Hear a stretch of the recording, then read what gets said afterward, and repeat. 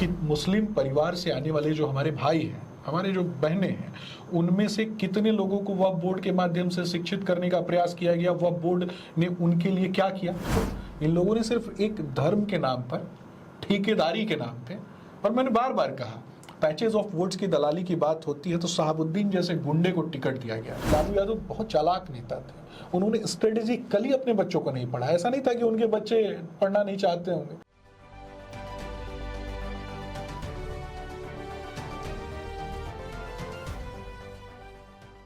आपके मन में कई सारे सवाल होंगे कि आखिर वक्फ कानून को लेकर, फर्जी वोटर को लेकर और तमाम तरह के ज्वलंत मुद्दों पर सरकार क्या सोचती है।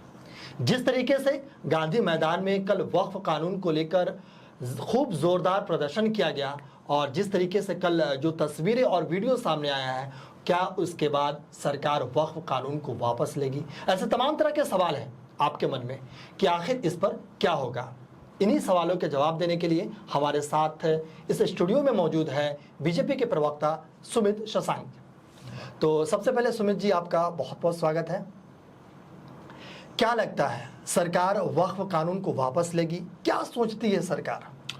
देखिए, सबसे पहले तो मैं बताना चाहूँगा कि आप इतिहास के पन्नों में जब जा करके देखेंगे और ख़ास करके कांग्रेस का कार्यकाल आपने देखा होगा, कांग्रेस के कार्यकाल में हमेशा से मुसलमानों को हाशिए पर रखने का काम किया गया और पैचेज ऑफ वोट्स की दलाली करने वाले कुछ एक बाहुबलियों को, अपराधियों को, गुंडों को टिकट प्रदान करने का काम किया।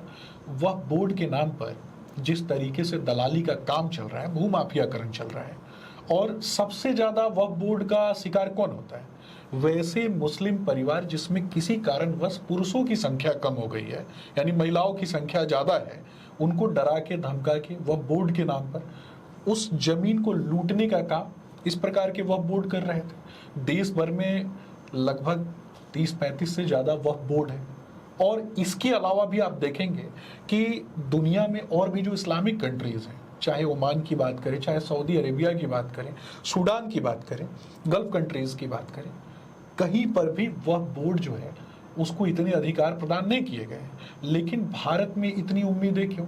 और वक्फ बोर्ड के नाम पर जिस तरीके से एक समाज विशेष का दोहन करने का काम किया जा रहा है, मैं पूछना चाहता हूँ ना कि मुस्लिम परिवार से आने वाले जो हमारे भाई हैं, हमारे जो बहनें हैं, उनमें से कितने लोगों को वक्फ बोर्ड के माध्यम से शिक्षित करने का प्रयास किया गया, वक्फ बोर्ड ने उनके लिए क्या किया।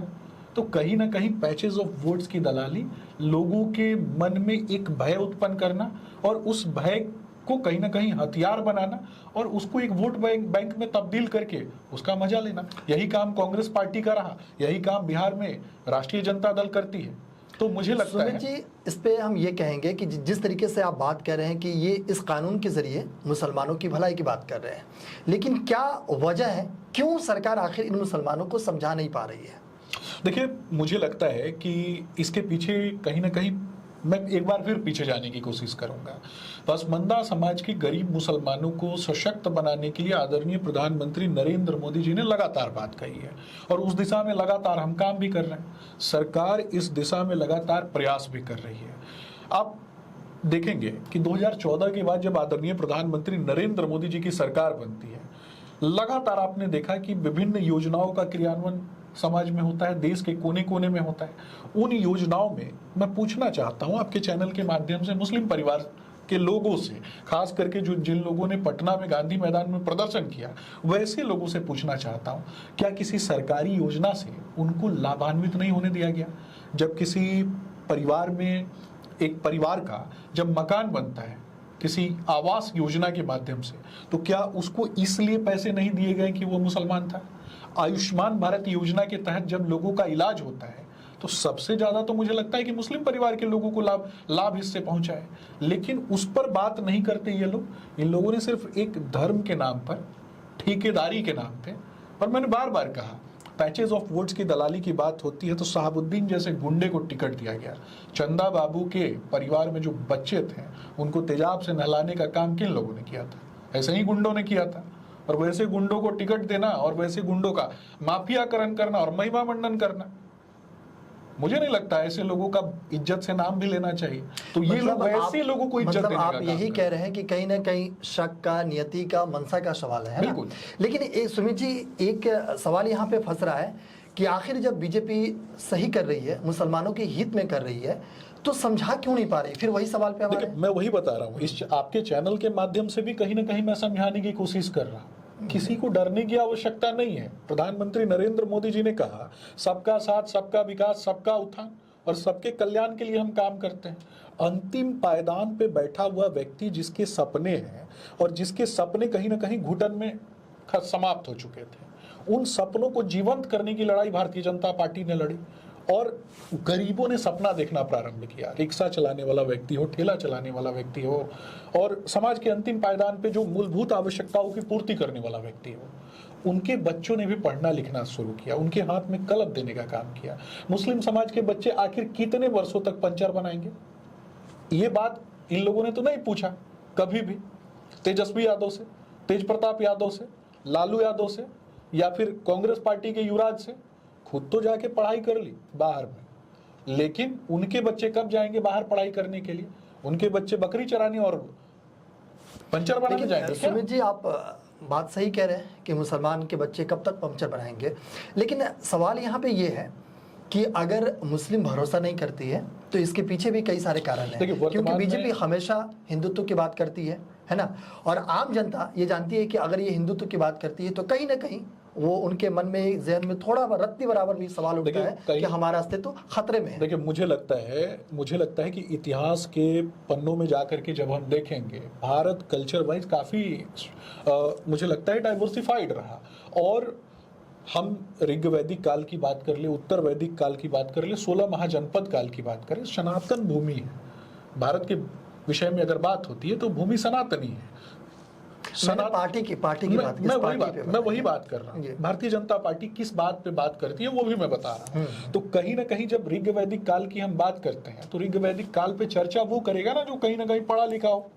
लेकिन किसी के दिमाग में, खास करके एक विशेष वर्ग को, एक उसके माइंड को पूरी तरीके से कॉम्पैक्ट करने का काम जब इस प्रकार के तेजस्वी यादव और तेज प्रताप यादव, लालू यादव और ये पूरा परिवार जो है, एक तरीके से इंडी गठबंधन के लोगों ने किया। यहाँ तक कि लालू यादव बहुत चालाक नेता थे, उन्होंने स्ट्रेटेजिकली अपने बच्चों को नहीं पढ़ाया। ऐसा नहीं था कि उनके बच्चे पढ़ना नहीं चाहते होंगे, लेकिन स्ट्रेटेजिकली नहीं पढ़ाया। उन्होंने मैसेज दिया कि देखो, पढ़ाई लिखाई से कुछ नहीं होता है।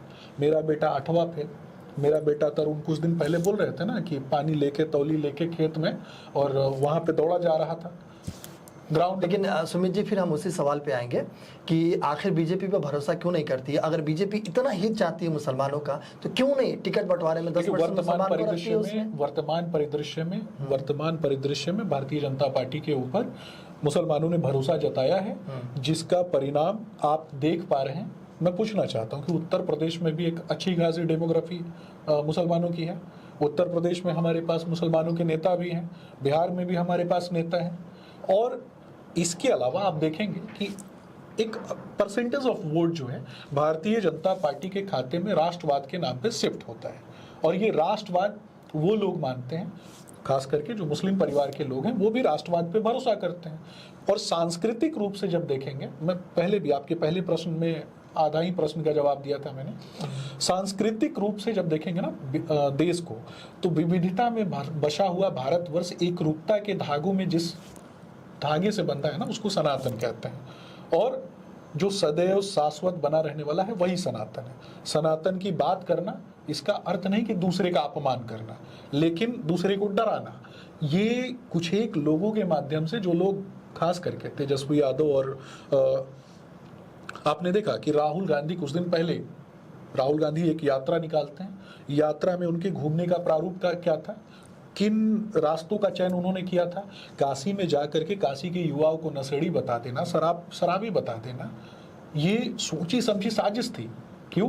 क्योंकि महादेव की पूजा भांग धतूरे से होती है, और भांग धतूरे से महादेव की पूजा होती है, इसलिए काशी के युवाओं को नशेड़ी शराबी बता देना और सीधा टारगेट करना हिंदुत्व के ऊपर, सनातन के ऊपर। और जब कोई कहे कि जय श्री राम, तो जय श्री राम के मूलभूत तत्वों को तो कभी समझा नहीं।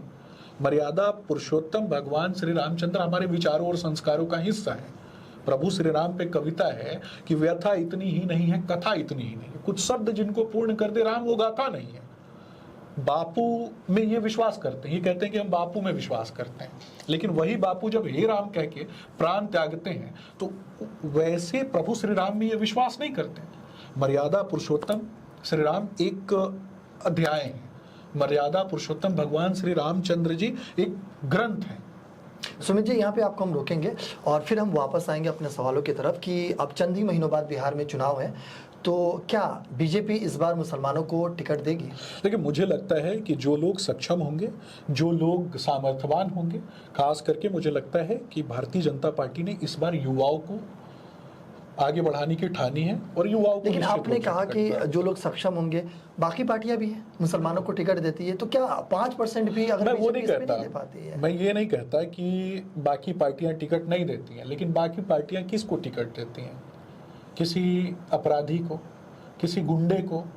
मैंने बार बार कहा ना कि पैचेस ऑफ वोट्स की दलाली करने वाले ठेकेदारों को, जो अपने अपने जिले में सबसे बड़ा गुंडा माफिया मवाली है, वैसे लोगों को टिकट दिया। लालू यादव ने क्या किया? लालू यादव ने पार्टी नहीं बनाई, अपराधियों का गिरोह बनाया। अपने अपने जिले में जो सबसे बड़ा गुंडा है, बाहुबली है, भू माफिया है, शराब माफिया है, बालू माफिया है, वैसे लोगों को इकट्ठा किया। उनके बीच में मुर्गा लड़ाओ प्रतियोगिता प्रारंभ की। उसके बाद उस मुर्गा लड़ाओ प्रतियोगिता से जो लोग निकले, जिन्होंने अपने अपने क्षेत्र में लूटा था लोगों को, तो उनकी बोली लगाई, टेंडर इकट्ठा किया और उसके बाद वैसे लोगों को टिकट दिया। जब वैसे लोग विधायक बनते हैं तो प्रोटेक्शन मनी के नाम पे अपने अपने समाज के ही लोगों को कहीं ना कहीं एक तरीके से परेशान करने का काम किया। तो मुझे लगता है जो शिक्षित होगा, जो सामर्थ्यवान होगा और युवा शक्ति, खास करके पढ़ा लिखा अगर कोई मुस्लिम युवा अगर टिकट चाहता है तो निश्चित रूप से मुझे लगता है कि वैसे लोगों को भी पार्टी आगे बढ़ाने का काम करेगी। इसी पे एक सवाल है कि आपको क्या लगता है कि इस बार का जो चुनाव होने वाला है वक्त पर होगा? अब ये नहीं कह रहे हैं कि बीजेपी कर रही है या इधर से विपक्ष कर रही है। देखिए, मेरा मानना है कि वर्तमान का चुनाव विकास के मुद्दे पे होगा और विकास का मुद्दा ये कहता है कि इसमें हावी रहेगा वक्त। मुझे लगता है कि विकास मूलभूत एजेंडा है और इस दिशा में लगातार भारतीय जनता पार्टी ने काम किया है। एक छोटा सवाल है कि जिस तरीके से तेजस्वी यादव ने कल मंच पर गांधी मैदान पे वो कह रहे थे कि अगर मेरी सरकार बनती है तो इस कानून को कूड़े में फेंक देंगे, कूड़ेदान में उसको फेंक देंगे, तो कितना भरोसा करेगी इस पर मुसलमान? देखिए, तेजस्वी यादव का दिमाग ही डस्टबिन है, तो डस्टबिन से आप किस प्रकार की अपेक्षा कर सकते हैं? 8वां फेल व्यक्ति, 9वां फेल व्यक्ति जिसने बात की यादव और मुसलमानों की, लेकिन यादव परिवार से जब किसी को प्रतिनिधित्व देने की बात आई, क्या पढ़े लिखे यादवों की कमी थी? क्या बिहार में वैसे यादव परिवार से आने वाले लड़कों की कमी है या फिर बहनों की कमी है जो डॉक्टर, इंजीनियर या फिर अच्छे समाज से भी? फिर हरियाणा से लाकर संजय यादव को राज्यसभा भेजने का क्या काम था? ये भी तो बताना पड़ेगा ना। बिहार के बच्चे, यहाँ तक कि वो तो अपने भाई से भी जूता चप्पल उठवाने का कोशिश कर रहे थे संजय यादव का, और अभी निकाल दिया पार्टी से। अच्छा, एक और सवाल है सुमित जी, जो आम जनता के जहन में काफ़ी ज़्यादा घूम रहा है, क्योंकि आने वाले चंद ही महीनों बाद अब इलेक्शन है। इसी दरमियान चुनाव आयोग ने एक ऐलान किया है कि जो भी फर्जी वोटर है उस पर लगाम लगाया जाएगा और नए सिरे से इसको सर्वे किया जाएगा, जिसके लिए चुनाव आयोग के जो भी प्रतिनिधि है, BLO है, जो भी है, वहाँ जाके डोर टू डोर वहाँ पर जाके इसको सर्वे करेंगे। तो इसमें आम जनता के कई सारे सवाल हैं कि कौन कौन से डॉक्यूमेंट्स लगेंगे और डॉक्यूमेंट्स कहाँ से लाएंगे। देखिए, ये डॉक्यूमेंट से संबंधित जानकारी मुझे नहीं है, लेकिन मैं इतना जरूर कहूँगा कि इसके लिए संबंधित जो लोग हैं वो निश्चित रूप से मुझे लगता है कि हमसे आपसे ज़्यादा सजग चुनाव आयोग है, और निश्चित रूप से वो एक ऐसी प्रक्रिया को लेकर के आएगा जिसमें किसी भी सामान्य व्यक्ति को, जो व्यक्ति अगर निरक्षर भी है, उस व्यक्ति को भी उसमें कोई तकलीफ नहीं है। विपक्षी पार्टियों का आरोप है इसमें कि हम अपना जन्मतिथि खोले या सर्टिफिकेट खोले या अपने पिता या दादा की जन्मतिथि खोले। देखिए, अब जो लोग अपने दादा और अपने पिता के विषय में जिसके अनुकंपा पे आए हैं राजनीति में, उसी को भूलने की तैयारी कर रहे हैं। तेजस्वी यादव तो कुछ दिन पहले लालू यादव का फोटो ही हटा दिए थे, तो उस पर तो बहुत ज़्यादा नहीं बोल सकते हैं। मैंने बार बार बोला ना कि ये लोग झूठ बोलो, जोर से बोलो, बार बार बोलो, दूसरे के किए गए कार्यों का क्रेडिट चुरा लो और निकम्मेपन का वो जो प्रकाष्ठा है ना, उसको पार कर चुके हैं। तो ऐसे लोगों की बातों पे भरोसा कौन करता है? बिहार के युवा भरोसा करते हैं क्या? सर्कस का रथ लेके घूमता है और उस पर सिंहासन लगा के कहता है कि बिहार के लोग मुझे वोट करें। फिर उसके बाद सर्कस का रथ भी गायब, नेता भी गायब। फिर उसके बाद ऐसे लोगों की आप बात करते हैं जिसका बिन पेंदी का लोटा, जिसमें जितना डालिए वो सूख जाएगा। एक परिवार ने अपराधियों गुंडों को इकट्ठा किया। तेजस्वी यादव का डायपर भी अपराधी गुंडों के बीच में बदला जाता था। तो आप कैसे? अच्छा, एक आखिरी सवाल है। आखिरी सवाल ये है कि अभी कुछ समय पहले तेज प्रताप यादव ने एक पोस्ट किया और उन्होंने बातें कही कि प्यार किया तो डरना क्या, अनुष्का यादव के बारे में। तो इस पर आप क्या कहेंगे? देखिए, उन्होंने जनता को नहीं कहा, जनता को माध्यम बनाया, लोगों को माध्यम बनाया अपने परिवार के लोगों तक मैसेज पहुंचाने का। उन्होंने कहा इसमें कि इसमें गलत क्या, प्यार करना गलत क्या है? व्यक्ति को, एक परिवार में एक बेटे को, हालांकि मैं उनका प्रवक्ता नहीं हूं, लेकिन अगर सामान्य परिस्थितियों में देखा जाए तो समझ तो सबको होती है परिवार की। तो सामान्य परिस्थितियों में देखा जाए तो एक बेटे को निकम्मा साबित किया गया और उसके साथ रहने वाले व्यक्ति जितने लोग थे, खास करके अगर किसी व्यक्ति को कमजोर करना है तो सबसे पहले उसके साथ रहने वाले लोगों को डैमेज कर दो। तो साथ रहने वाले लोगों को डैमेज किया गया।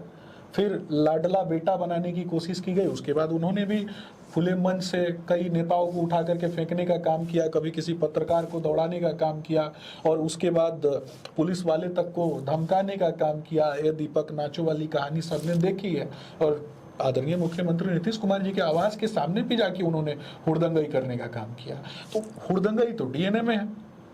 उसी हुड़दंगई का उसी हुड़दंगई का नतीजा सब देख रहे हैं। अब रही बात प्यार किया तो डरना क्या, तो ये मैसेज उन्होंने अपने छोटे भाई को दिया है।